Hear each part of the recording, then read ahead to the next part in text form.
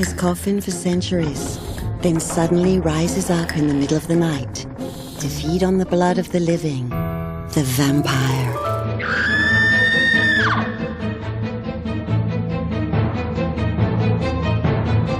Hailing from the depths of time, known to all cultures, fascinating and repulsive at the same time, not quite dead, but never so alive as during history's most turbulent times. A reflection of our society, metaphor for our monstrous side, the bloodthirsty nightwalker has endlessly evolved. It's as a novel's hero that the vampire would become one of the most subversive and phantasmagorical of characters of pop culture.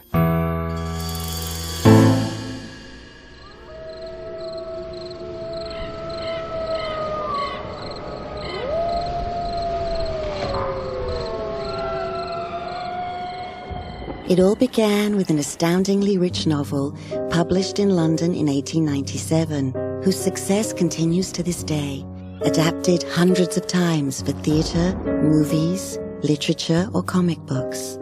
A creature of the 19th century, the Romanian count imagined by the writer Bram Stoker became the modern model for the vampire, set forever in our imaginations.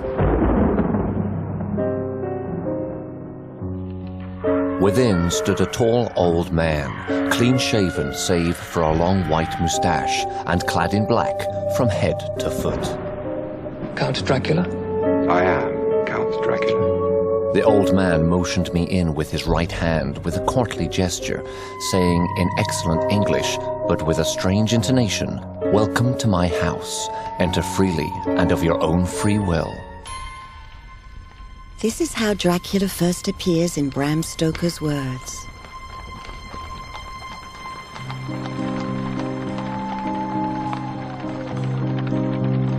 Jonathan Harker, the novel's hero, is a young English solicitor sent to Transylvania to settle some business with a mysterious count. During his stay in the ominous castle, the young man discovers the count's strange nature, still unaware of what a vampire is. He's not a demon or a divinity, but a living dead. Someone who has lived and died without rights, or who died violently and became a revenant. Compared to ghosts, he has a body and can cause physical harm to others.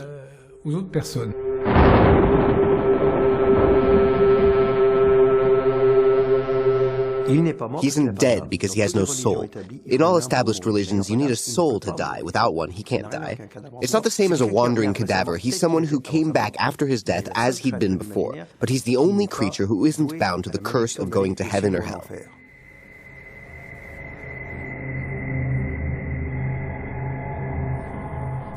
He's a human who has lost part of his humanity in exchange for something else. Vampires gain immortality, but lose the company of men to become their predator.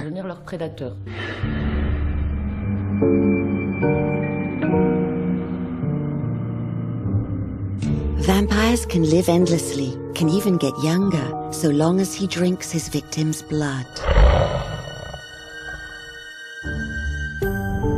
Blood, the vital fluid, this most ancient, sacred, and universal of symbols. Paradoxically, it's also the bearer of death. It contaminates and carries diseases, or it can make one a vampire. Dracula has a double-edged bite. Dracula is a real menace to men. If he takes their blood, they become like him. He doesn't just feed on their necks. He needs not exactly slaves, but adepts. In fact, he's an epidemic.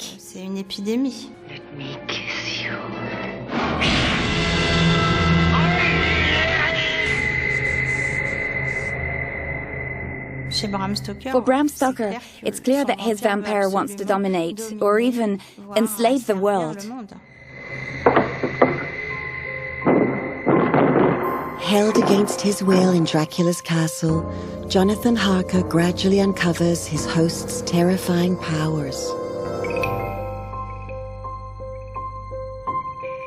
I saw the whole man slowly emerge from the window and begin to crawl down the castle wall over the dreadful abyss.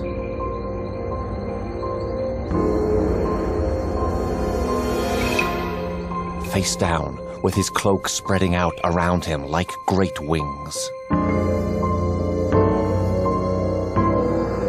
Dracula can transform at will into a bat.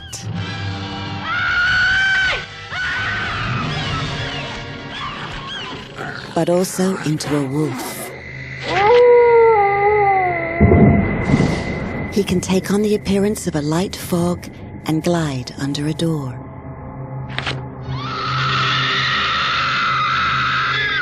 And his incredible strength makes him even more frightening.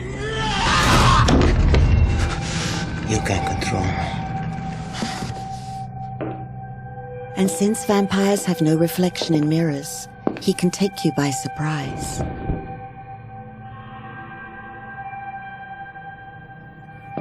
The Holy Grail is the absence of reflection. Bram Stoker invented it first. Stoker doesn't dwell on it, just one sentence. Jonathan Harker is shaving the morning after his arrival at the castle. He has a pocket mirror in front of him, and someone says, "Good morning." Behind him is Dracula, but when Harker looks into the mirror, there's this wonderful sentence, "There was no sign of a man in it except myself." We are the evil. Let's question ourselves. Why do we seek scapegoats? Why do we seek excuses for the evil we do? Freud is starting to stumble through the unconscious at the time, as Bram Stoker introduces it in his novel. Good morning. It's a fear of the animal nature in us. We refuse that part, but it's there, dormant and underlying in our personality. The predator who haunts and kills is scary. It's the fear of dying. But there's also that side of him that has vanquished death, that has crossed the threshold and endangers everything we believe in. Particularly this idea that life after death takes place elsewhere.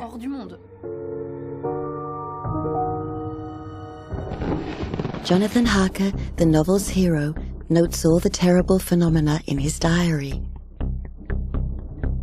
Though he can't escape from Dracula, he understands that it's possible to keep him at a distance.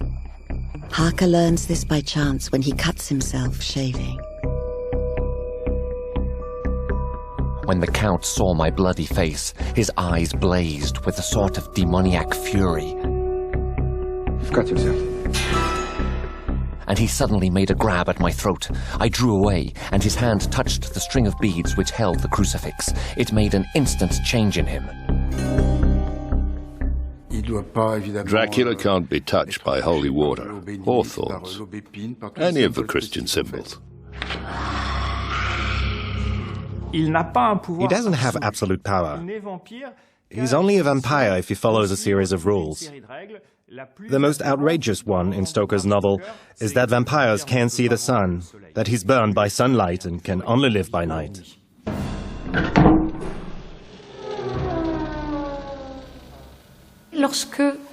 Bram Stoker was writing at the early age of electricity and gas in cities. Streets around the world were dusky places where anything could happen. Furthermore, daylight is God, and the vampire is opposed to God. He's given the night. Another well-known way to keep him at bay is simply garlic.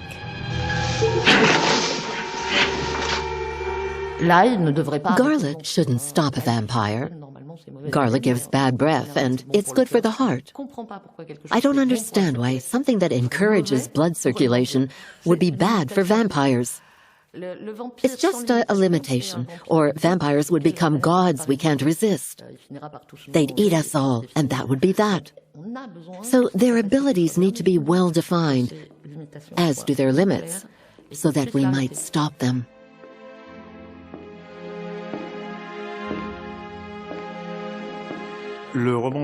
Stoker's novel laid out the codes for literature and later movies.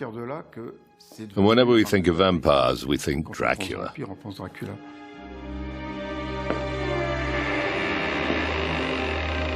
Risking his life, Jonathan Harker is finally able to escape Count Dracula. The vampire himself leaves the Carpathians, traveling by boat to England, where he hopes to spread his curse.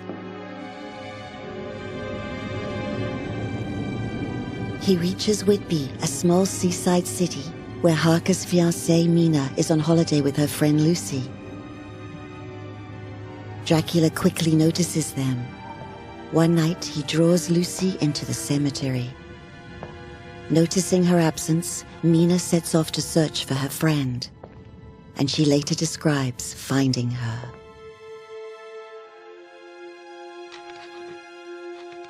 Mina Murray's diary, August 10th, 3 a.m. I was now close enough to distinguish it, even through the spells of shadow. There was undoubtedly something long and black, bending over the half-reclining white figure. I called in fright, "Lucy! Lucy!" And something raised a head, and from where I was, I could see a white face and red, gleaming eyes. Stoker is the first author to use characters' diaries to create his novel. And he goes further still by including press clippings, telegrams, notes. He creates his story out of a sort of patchwork.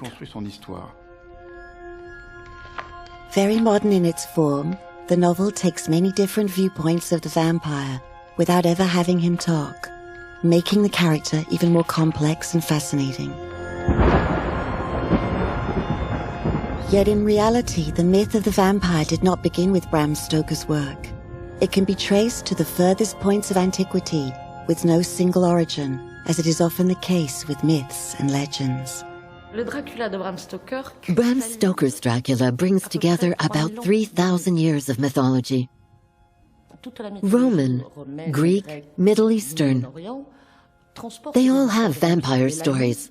The Latin Lamia are vampires. There are Celtic vampires. In the Western mind, we started talking about spirits in the 12th century. They would come back to haunt their families and beloved, and eventually suck their blood. And since there was no term for them, we'd call them sanguisugae. In Latin, literally, bloodsuckers. It was in the 18th century that the definitive term for this sort of malicious character was set, the vampire. It is a fairly mysterious word, most likely coming from the Slavic upir, which means bad.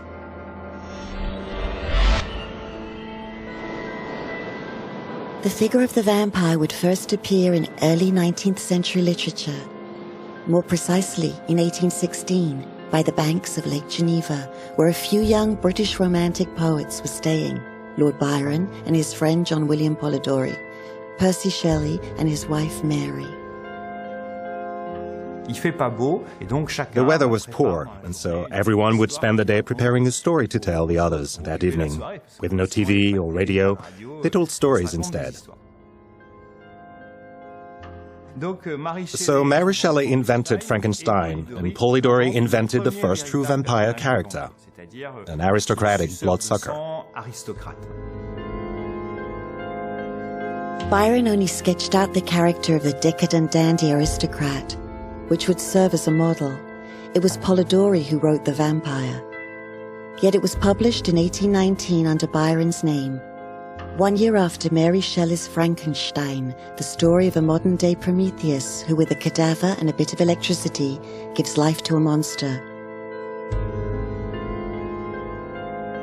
Without prior consultation, these young authors had simultaneously invented two of the modern era's greatest myths.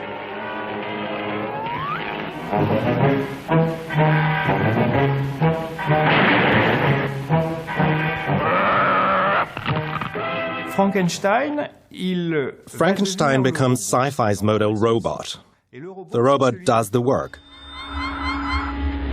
On the other side, the vampire doesn't work. He sucks our blood while we work. He's the aristocrat, the landowner, the profiteer who lives off our labor. It's remarkable to see how these two figures, conceived at the same time, remain today organizing paradigms that can be found in current TV series and beyond.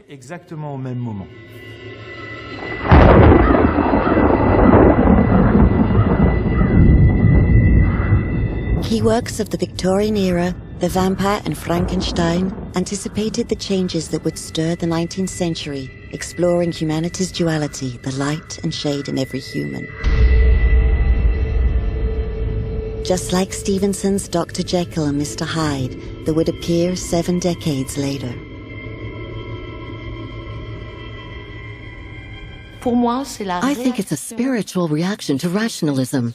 Rationalism brought the Industrial Revolution, the objectification of men, their transformation into a cog in the machine. Mr. Hyde escapes that objectification, as does the vampire, and even that unhappy creature, Frankenstein. And that's just when Bram Stoker arrived. Business manager of London's Lyceum Theatre, Bram Stoker was not a full-time writer.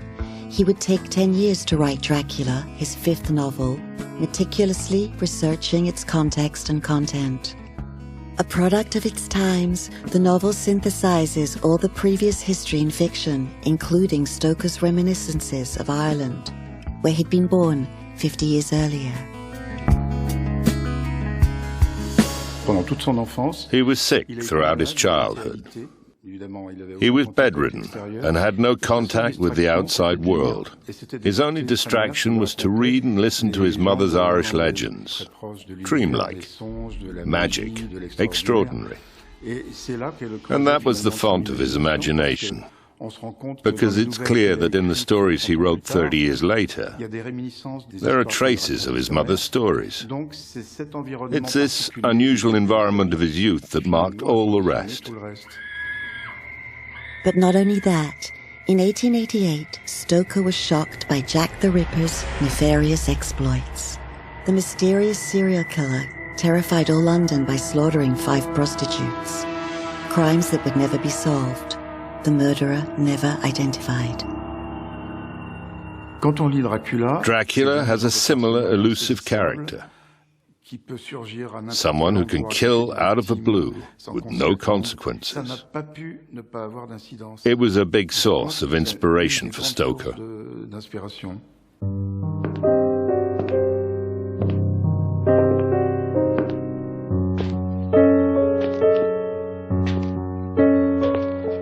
Dracula captures Britain's biggest fear, a leading world power throughout the 19th century, an empire upon which the sun never set. Britain had a fear of decline.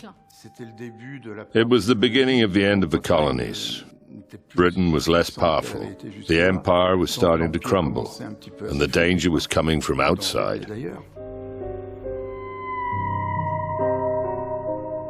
Dracula is from Romania, far-off lands where people rarely went and only at great risk. He comes to London, he's a stranger.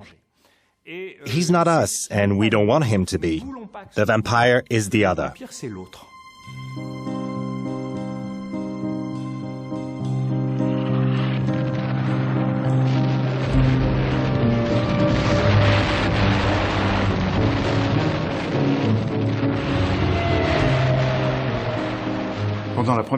Incredibly enough, soldiers were packed after World War I with Stoker's novel. It sort of warned them against the enemy, to get them primed for fighting foreigners, to blame all the world's ills on the other side. Bram Stoker died in 1912 without ever knowing how the army used his creature for propaganda. Though the author of many novels and stories, posterity would remember only his major work, Dracula. The book only had a moderate success upon publication. It was after the author's death that the character's destiny became really exceptional. Born at the same time as cinema, it was inevitable that the two would meet. and that's where Dracula's myth would evolve from there on.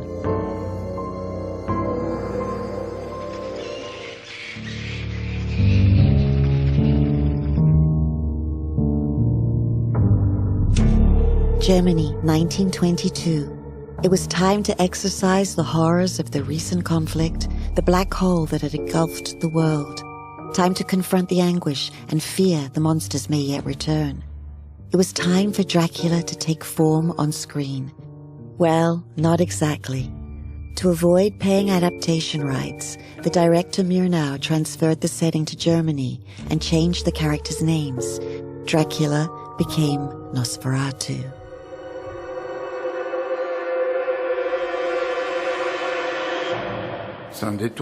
It was a terrible appropriation. And when the film came out, Bram Stoker's legatee, Florence Stoker, sued Murnau, of course. And she won. And Murnau and the producers were ordered to destroy all the prints of the film. We're lucky that one print slipped through, or we might not know the film, and that would really be a shame, since it is the most beautiful and faithful of the adaptations.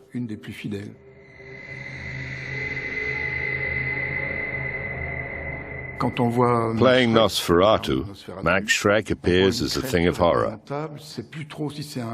It's not clear if he's man or animal. There's a very negative image of a vampire. Murnau pushed the animal metaphor to the extreme. A multitude of rats accompany Nosferatu, a tangible reflection of the danger he poses to society, contamination and death. He carries a real plague. He's really the alien, someone not human, with whom we absolutely can't identify. And yet, by taking liberties with Stoker's character, Murnau suggests a certain fragility to the vampire, as monstrous as he remains. Unable to contain his irrepressibly intense desire, Nosferatu comes to neglect his survival instinct, and dawn catches him in full embrace.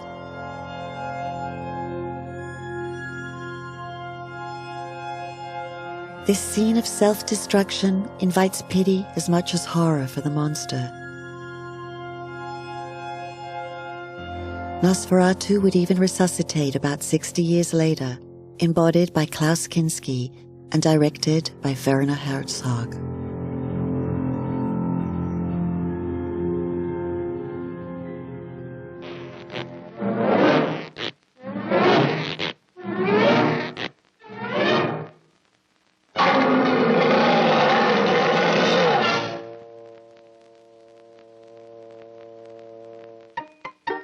As movies were mutating from silent film to talkies, the monsters returned. Whether by making us laugh or feel afraid, they allowed us to exercise the traumas of history.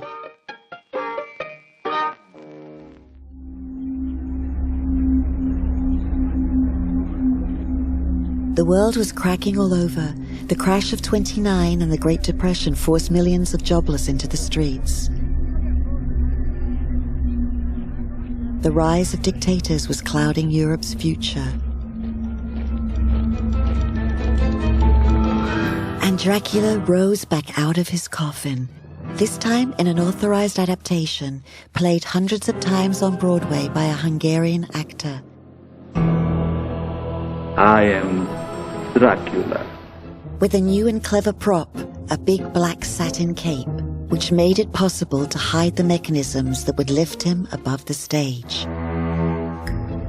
In the 1931 film directed by Todd Browning, the actor Bela Lugosi provided a new image of Dracula as a worldly vampire, fangless, and with no resemblance whatsoever to a monster. Dracula was Bela Lugosi, a fairly unwholesome character, but who's also somewhat elegant and always in evening attire and a big cloak. He's a sort of sinister Don Juan, quite the opposite of Stoker's idea of the vampire, who was not a seducer at all, just the pure incarnation of evil. While remaining a more or less demoniacal being who inspires disgust, he also has this strange power of seduction. He looks in people's eyes and they crack.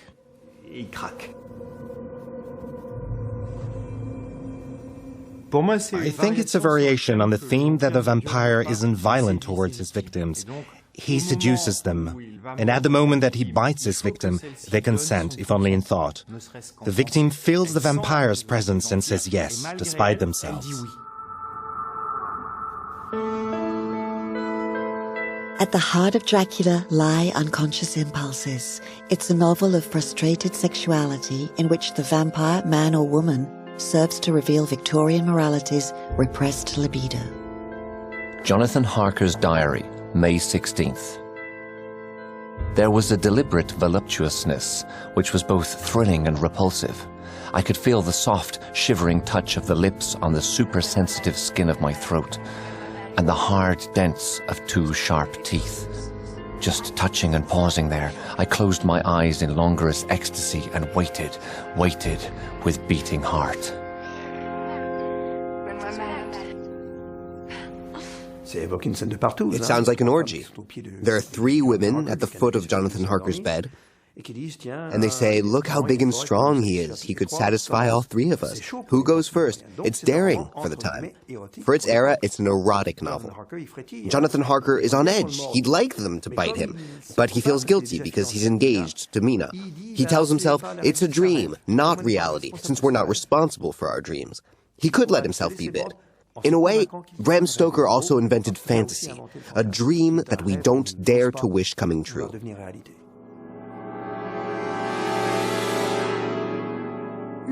The vampire embodies 2 fundamental anthropological desires. Thanatos, the desire for death, but also Eros, the desire for sex and the forbidden, that we clearly see in Stoker's Dracula with the supernatural metaphors. The vampire makes it possible to talk about sex at a time when it was not openly discussed.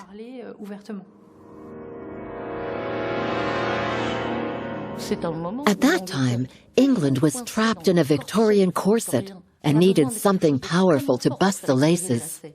Only a vampire would do.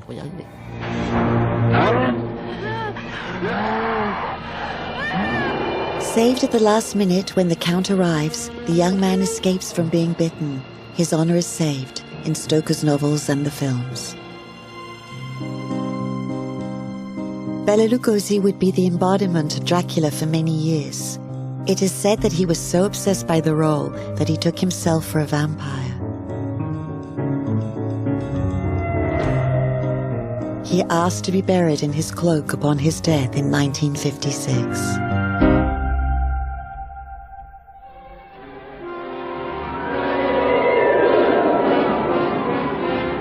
This could be the beginning of the end for the human race.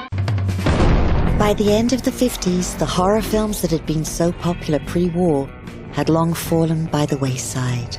The whole world is under attack. The Cold War called for science fiction and atomic monsters. We know now that we can't beat their machine. The Predator had become an invader from beyond.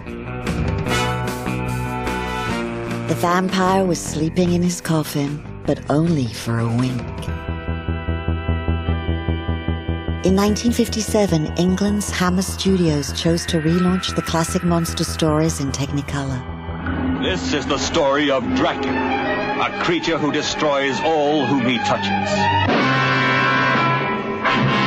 Dracula the terrifying, the feared, who sleeps in the tombs of the dead by day and arises at night to inflict his terror upon the innocent and the unsuspecting.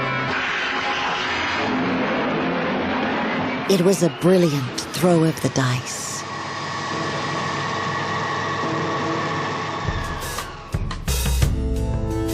Nearly 140 years after their birth on the banks of Lake Geneva, Hammer Films had brought back both Frankenstein and Dracula, played surprisingly enough by the same actor, Christopher Lee.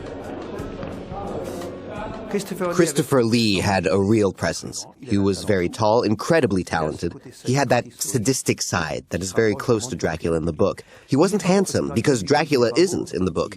He's fascinating, like Christopher Lee, who had a fascinating ugliness. He's my favorite Dracula. Action.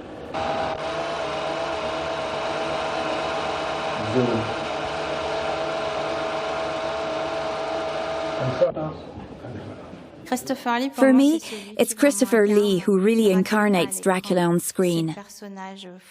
He's cold, cruel.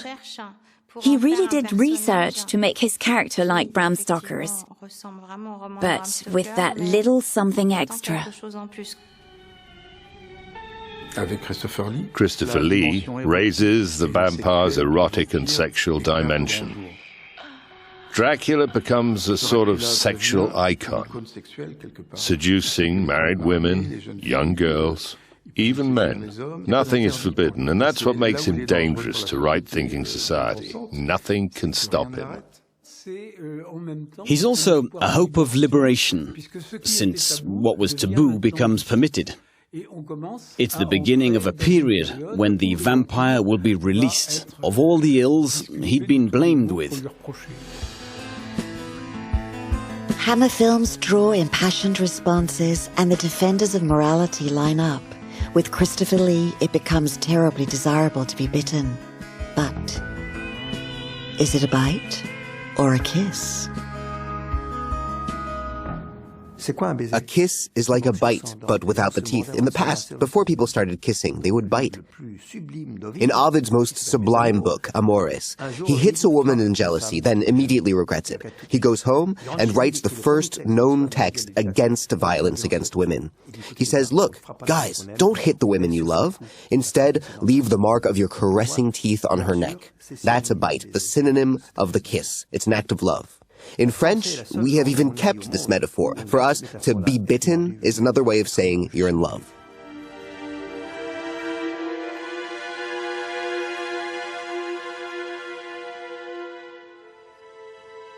The vampire's fangs sinking into his victim's neck.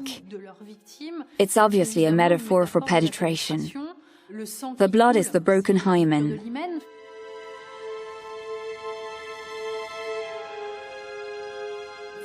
There's this whole ambiguity around the mouth.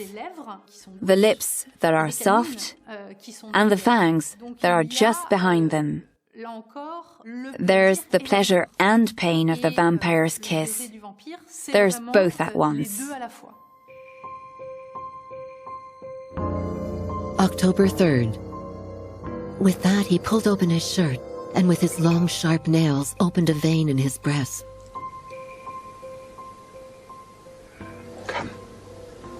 When the blood began to spurt out, he took my hands in one of his, holding them tight, and with the other seized my neck and pressed my mouth to the wound. Take from me. Take. So that I must either suffocate or swallow this. Drink. Oh my God, what have I done? There's also something regressive about feeding on a partner. Freud will call it a stage before sexuality, or a stage of infantile sexuality. The dream of devouring the mother, and perhaps being devoured by her.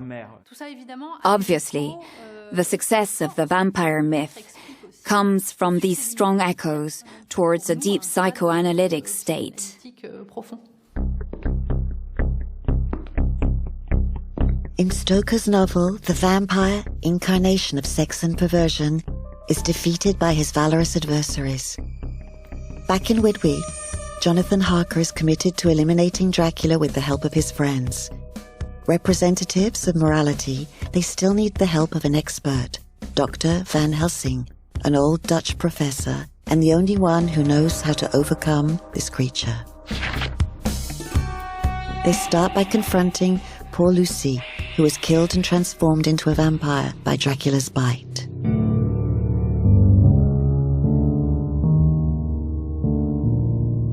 Dr. Seward's Diary, September 28th.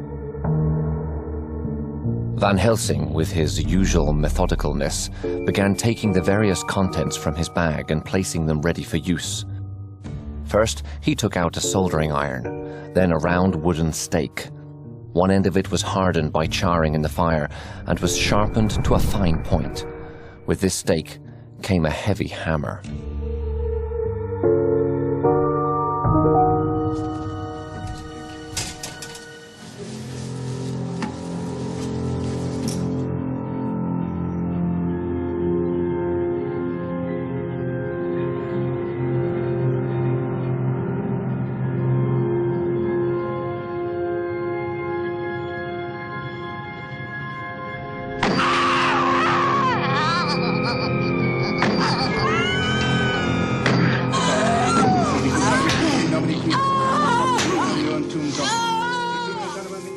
Until the 70s, the vampire embodied change.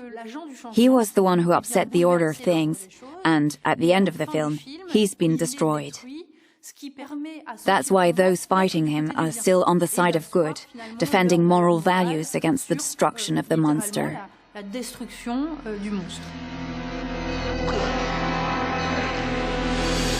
Christopher Lee returned as Dracula in 8 more films. But in the meantime, the youth freed themselves and society changed profoundly throughout the 60s. By the end of the decade, compared to sexual liberation and the new counterculture, the vampire had lost his subversive effect. While paying homage to the Hammer films, Roman Polanski was the first to desacralize the myth in 1967. Who says vampires are no laughing matter? They certainly are. Dance of the Vampires explores themes more in tune with the era. Polanski's vampires are homosexuals or Jews, and they triumph in the end. It's the only film that is completely irreverent about vampires. And it's also the only film that everyone knows. If you ask people on the street for one vampire film, 9 out of 10 would say Dance of the Vampires.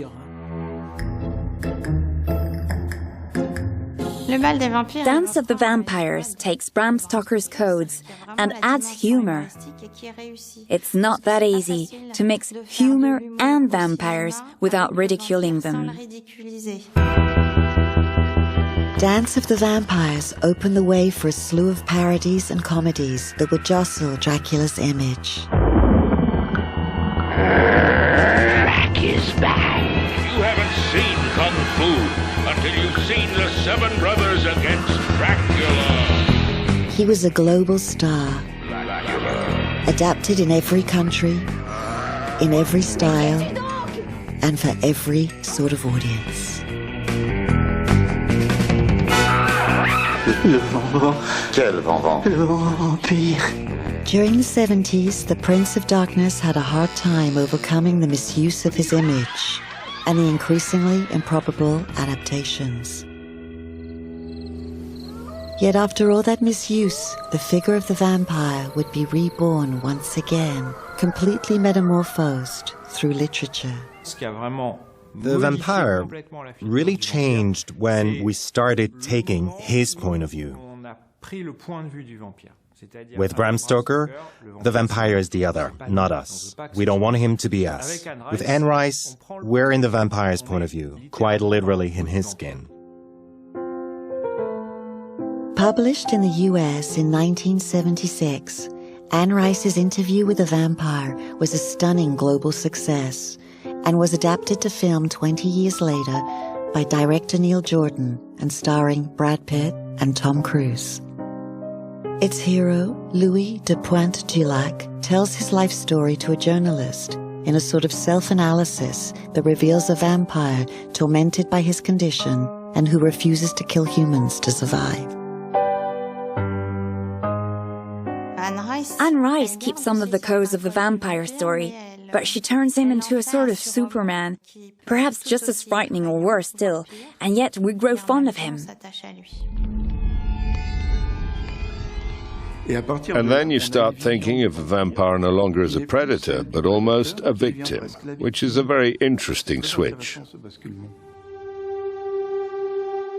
Louis is a vampire constantly struggling against his nature and his need for blood. Opposite is his companion, Lestat de Lioncourt, who has no qualms about his condition. Lestat is really an erotic character. He inspires desire, plays with it, only lives for desire, which justifies everything else.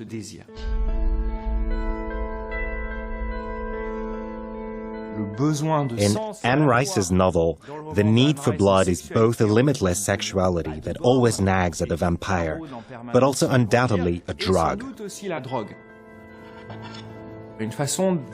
It's a way to have unparalleled pleasure, not available in daily life. What becomes frightening is the danger of a life organized by desire.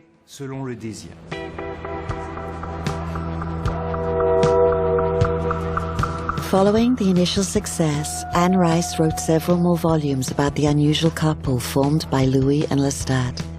Throughout the 80s, the two vampires were icons for a gay community, finally coming to light as well, and yet about to be struck by an unfamiliar illness. I sincerely believe that vampires match their era. What I mean is that each vampire apotheosis is a moment when we're living through an exceptionally difficult period, a time associated with death. We were in the middle of the AIDS epidemic, and so many people were dying. Some people were spending more time burying friends than hanging out with them. And the metaphor around blood and giving blood within the novel is obvious. The vampire evolves with society. The more it becomes tolerant, the more the vampire becomes human, less dangerous, because he himself is ill at ease and tortured, which is unthinkable. It's a bit the same for all minorities, which I think is why, over the years, the myth of a vampire has not weakened.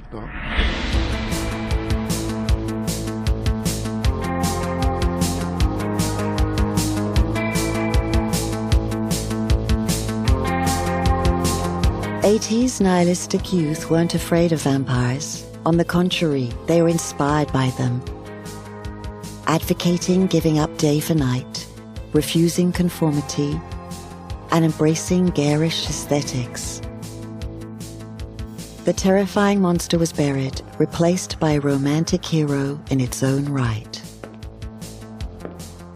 The vampire is a maverick, a libertarian, someone who doesn't need to mix up with normal society, somebody who is free. He may be the greatest anarchist that exists. The vampire knows no government, just his hunger that he may eventually master. The vampire crystallizes our thirst for independence, to not conform to the usual social rules. And of course, it's fascinating.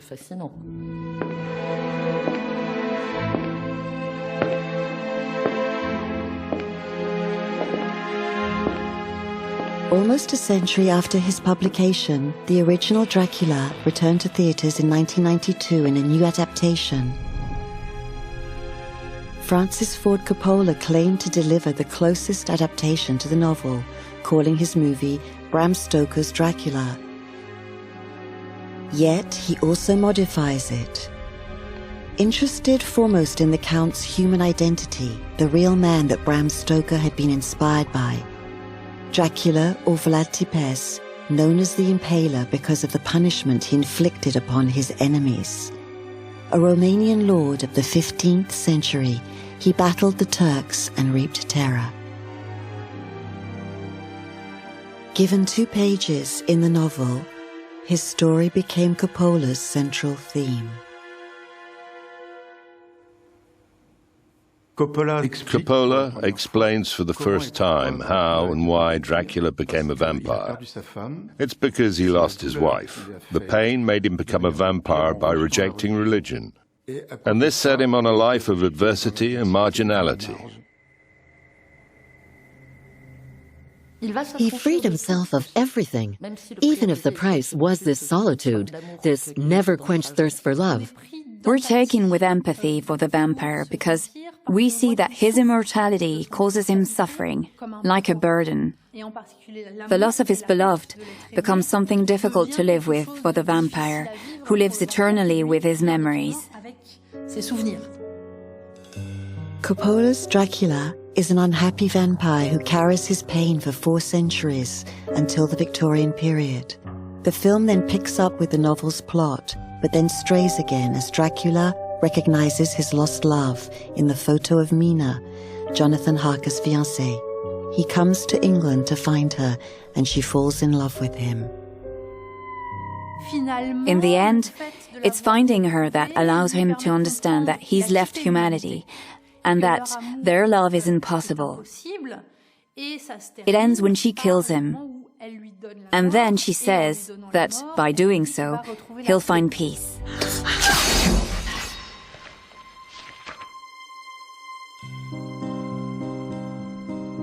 I shall be glad as long as I live, that even in that moment of final dissolution, there was in the face a look of peace such as I never could have imagined might have rested there. The vampire is a way to understand the notion of eternity, death, and the finiteness of life, and the cost of immortality, what it would be like to live forever, and whether that's finally bearable. One of the aspects of the vampire is this ambiguous relation to immortality, since it grows wearying. The idea of boredom comes back in vampire stories. For example, in the series True Blood, the vampires are old and bored and lose their taste for life. They know everything and can escape death, but are only more worried because of it. There are vampires that end up committing suicide precisely to understand this one thing they've been close to without ever truly knowing.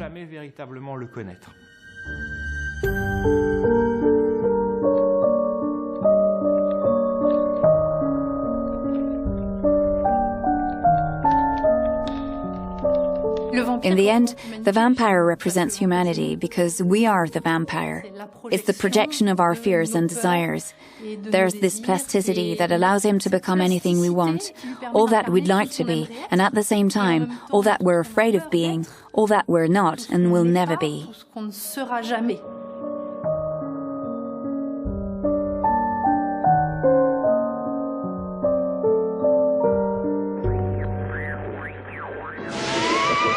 You know what I desire. Yes, my count. Pizza. You had garlic bread pizza delivered. Of course not, silly. It's not delivery. Over more than a century of existence, Dracula has become a familiar icon, fixed in his codes.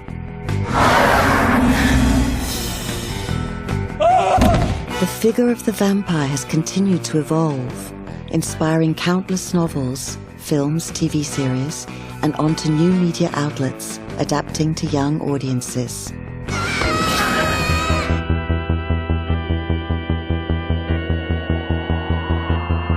Ever adjusting to the era, the vampire has been through everything at the risk of getting lost along the way.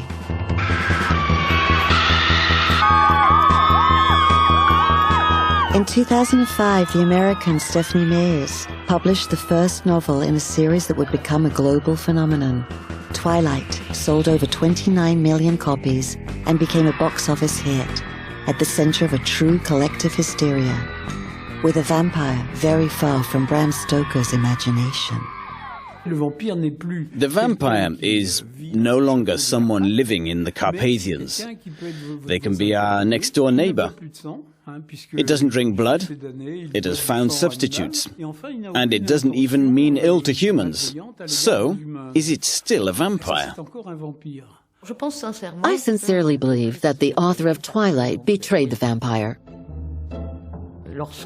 When she turned him into a sort of shiny piece of soap that can walk in the sun and spend his time in high school. Who would like to spend 500 years in high school? To take the same biology class over and over. To pretend that a 500-year-old human could ever be interested in a girl like that, whose only form of expression is to do the dishes when she's angry. I really think it's an attempt to put everyone back in, quote, the right place. That is, women in the kitchen and men out hunting werewolves. It was a wave of conservatism that tried to gather all the figures of rebellion. If people aren't afraid of vampires now, what's the point of them? I think there's currently a big rival taking his place. The zombie. Far more disgusting, and with whom we can't identify at all. Is the vampire buried for good? Don't be too sure.